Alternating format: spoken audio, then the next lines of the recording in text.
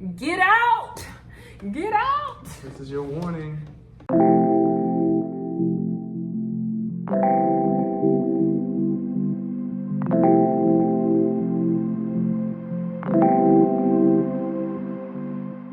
I'm Kai. And I'm Koyo. And you're watching Life with the Lyles. If you're new here, hi, welcome. A little bit about our story is that we recently moved out of the US to Morocco. We made this decision about a year ago, and so we finally made the move the day after Election Day 2024. And then we came back to the US, and now we're leaving again permanently for Morocco, and now we're new parents, and so we're navigating the challenges of what it looks like to move abroad. So make sure you subscribe so that you can follow us along on our journey. In today's video, we're going to talk about what it costs to leave the US. When we say costs, that obviously can mean more than money. So we'll look at what the actual monetary costs are, also the relationship costs, and the logistics of what that move will actually look like. Let's dive into the financial aspect of moving out of the US. All right, so we want to talk about purchasing a passport. In order to move out of the country, you obviously need one. We saw a statistic that 48% of Americans have passports, which is not a lot of people. So, want to make sure that you have a passport. For us, we ended up having to buy one for our newborn, and then Koyo, he had to get his renewed. The cost of getting 2 passports was $260. A lot of times you will have to factor in that you may have to bring a personal check or a money order to the post office when you are purchasing a passport. So these are things to keep in mind. I made a short on what it takes to be able to buy a newborn passport. This applies to adults as well, but specifically if you're thinking about getting one for your newborn, the rules for even renewing is a little bit different. So check out that video, I'll link it as well. For us, we first did like a test trial last year. Like we said, we left the day after Election Day, and we were kind of able to figure out what the logistics would look like that first time around, to where the second time that we're moving is a lot easier and a little less anxiety inducing. Obviously, this is going to be more applicable if you're moving to Morocco specifically, but I think it would be a great idea for wherever you're moving, do a test run. Go there and try an extended stay for maybe 4 to 6 weeks and see what it would look like to visit this country more as a resident than a tourist. And that'll give you a really good idea of the cost that you may incur. First things first is getting there. You kind of want to be able to monitor throughout the year what the cost of your flight is going to be, seeing when the low seasons are versus the high seasons, because you want to try to get the cheapest flight. You do want to factor in that you are bringing luggage with you, so it's not like you can just backpack it. You could completely just sell all your stuff and then just bring a backpack and buy all the stuff when you get there, but most people want to at least bring their clothes with them. When we moved to Morocco the first time in November, we ended up bringing 2 suitcases with us, a check bag and a carry-on. And when we did that, we brought a lot of our winter clothes. That way we could bring the bulkiest stuff and have as little clothes to bring back the second time that we return. For us, we ended up breaking down our trip into 2 legs, from Vegas to London, and then London to Tangier. For that first flight, we paid $807.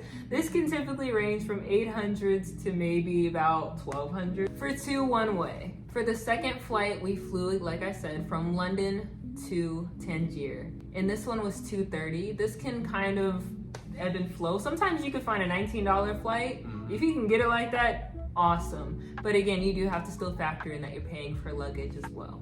If you are breaking it down into legs and you're actually having a layover in a particular city, especially if you are a new parent, you're probably going to want to stop at a hotel. For us, we ended up finding a hotel in London for $130. And this is for 1 night. You can stay for longer if you're trying to be a tourist, but we're just trying to get there. So $130 for 1 night. Next thing to factor in is where you're going to stay once you get there. What we decided to do was rent out an Airbnb for a month to give us a chance to actually go and look at and inspect all the different places that may be advertised that we can stay at, and that way we can pick the best price. You get a good feel for the neighborhood itself. Obviously things can look better than pictures than in real life, so really see with your own eyes and if that's somewhere that you would like to stay. And so that's the route that we're taking. It is a little bit more expensive going the Airbnb route, but we feel like it's very well worth it. For our Airbnb, it is $1,100 for a 2-bedroom condo.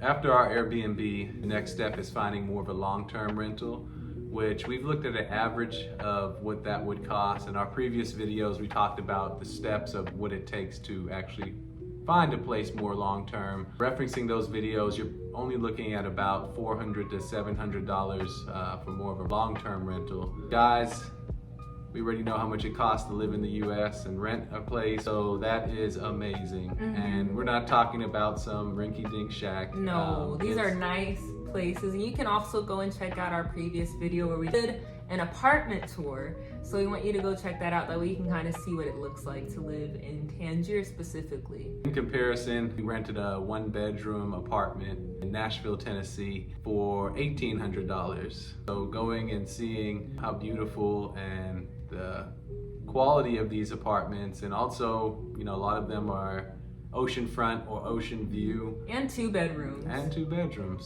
So it's no comparison. So obviously the list of things that we covered the cost on are things that were specific to our move, but there are things that you still need to factor in. We don't need to get a visa just yet because of that 90-day time frame that we can stay in the country, and then it'll renew if we leave. So with that, again, you want to factor in the cost of a visa, how much storage will cost if you do want to keep anything, especially, you know, really important items. Unless you want to sell it, you're gonna have to put it in a storage, as well as shipping stuff. So again, for us, we're just gonna buy some extra luggage through our flight. But if you are planning on bringing any of your furniture with you, then you will have to plan on shipping costs.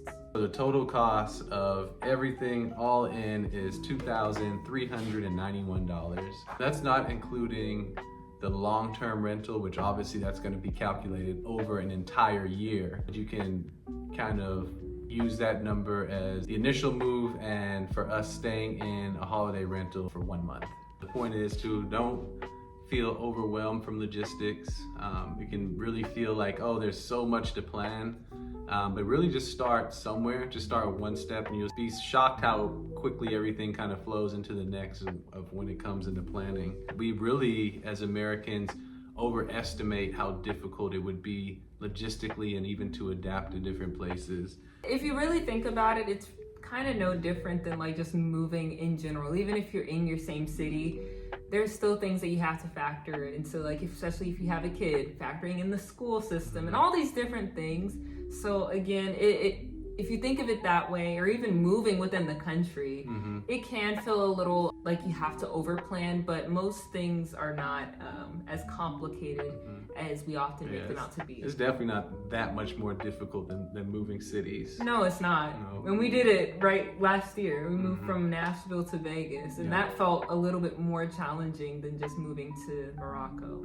So now we're going to talk about the time frame of moving. It all depends on, you know, how good of a saver that you are and how much extra are you making per month that you can start putting aside, or maybe how much you already have saved up, right? And in all reality, you want to have some type of emergency fund in place anyway, just for those just in case moments.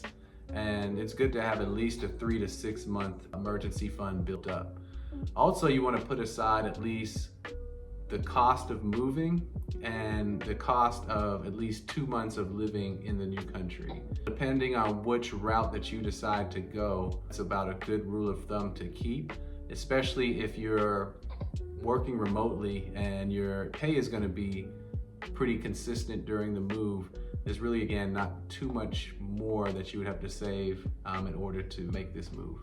The last is relational cost. So for a lot of people, it is unfathomable to move away from family and friends because they just, one, they don't want to miss out on anything. They don't want to miss out on, you know, milestones, just being near those that you love the most.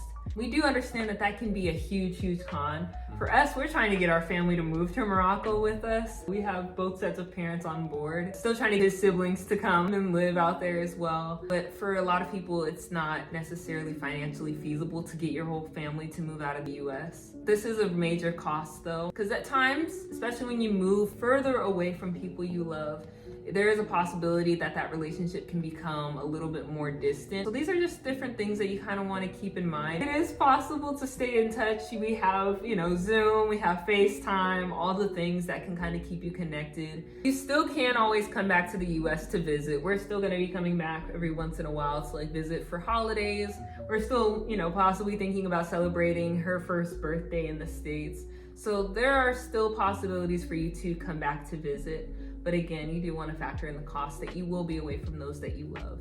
But you will be making new community in an entirely different country, and that community becomes kind of like your chosen family. So yeah, it has its pros and cons. That concludes this week's episode of Life with the Lyles. Thank you guys for watching. Make sure that you like, comment, and subscribe. Let us know, what do you feel would be the biggest challenge for you to leave this country and move abroad? Peace.